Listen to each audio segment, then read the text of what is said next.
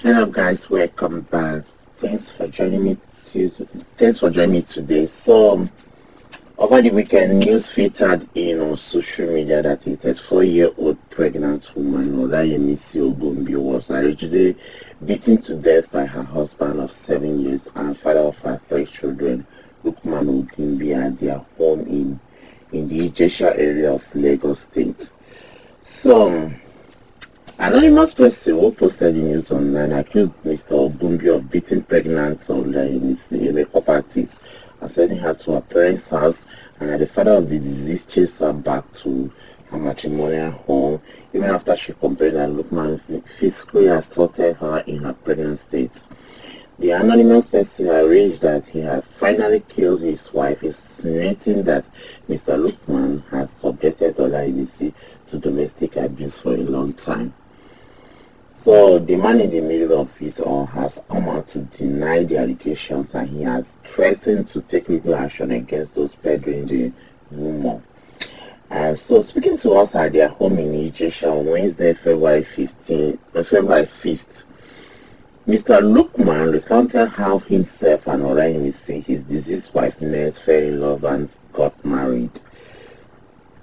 So, Olayemisi family, according to Lukman, and I quote, he said, Olayemisi family and my family have been family friends for over 3 to 4 decades, and we happen to live on the same street, and while we greeted each other on the street, affection developed, and in between we felt it was right for us to wed. So our wedding was July 7th, 2012. So just like every other family, we had our dark days where we have our challenges that we resolve like every other couple will resolve their quarrel. So he went on and said that we enjoy our lives together and had happy moments together. We never had any reason for Olayemisi to pack out of my house, and there wasn't any moment or a record to show that she was abused.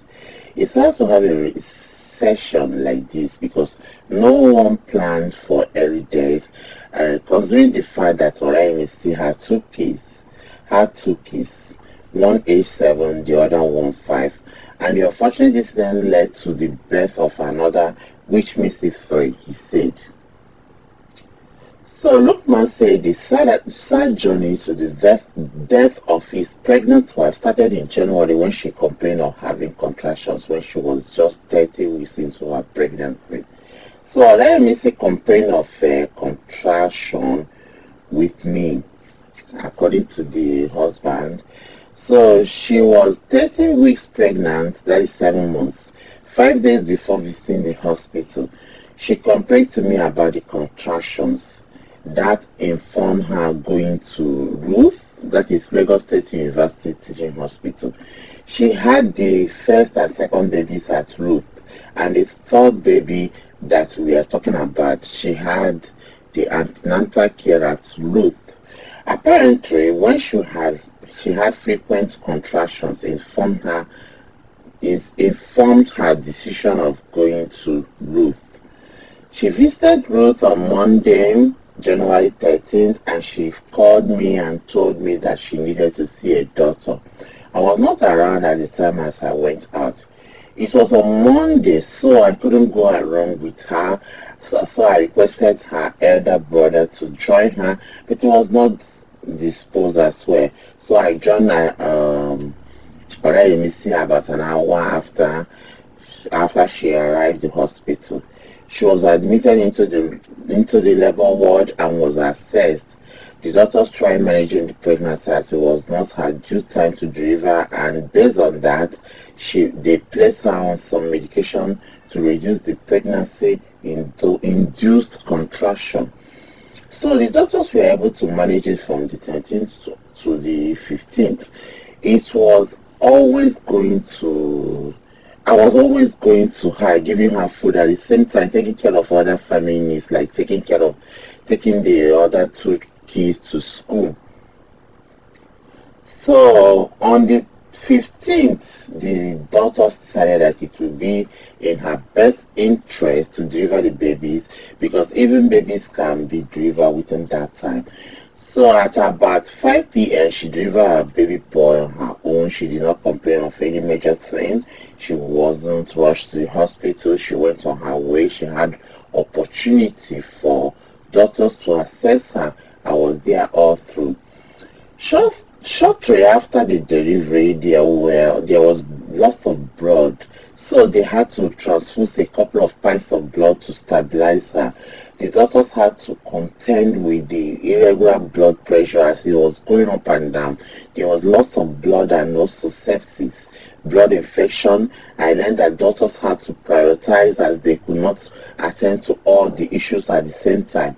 They were able to reduce the blood loss by transfusing blood to her, and the high blood pressure was managed. But I was advised at the same time that it is better to have a CT scan and that she goes into an intensive care unit, and that with that we stand a chance of getting her healthy on time, and we committed hundreds of thousands to secure a bed space in the ICU. So Olayemisi was there. We were battling with all of the sepsis, and between the 15th and 28th, we were there with my in-laws, my father, her only sister, one of her brothers. We was there all through. We were there to give her the best of attention and prayers that will help her overcome the health issue. But unfortunately, we lost Olayemisi on the 28th. She was laid to rest on the 1st of February. So having to mourn and contending to stop the false information has been very challenging, because if prayer or money can actually stop them. So I don't see my wife dying, because if I'm not in the capacity to do that, I see my in-laws having the capacity to afford that care or prayer or whatever would make Olayemisi not to die, he said. So Lukman, who said he's an engineer and agriculturist, that he has never raised his hands on his wife.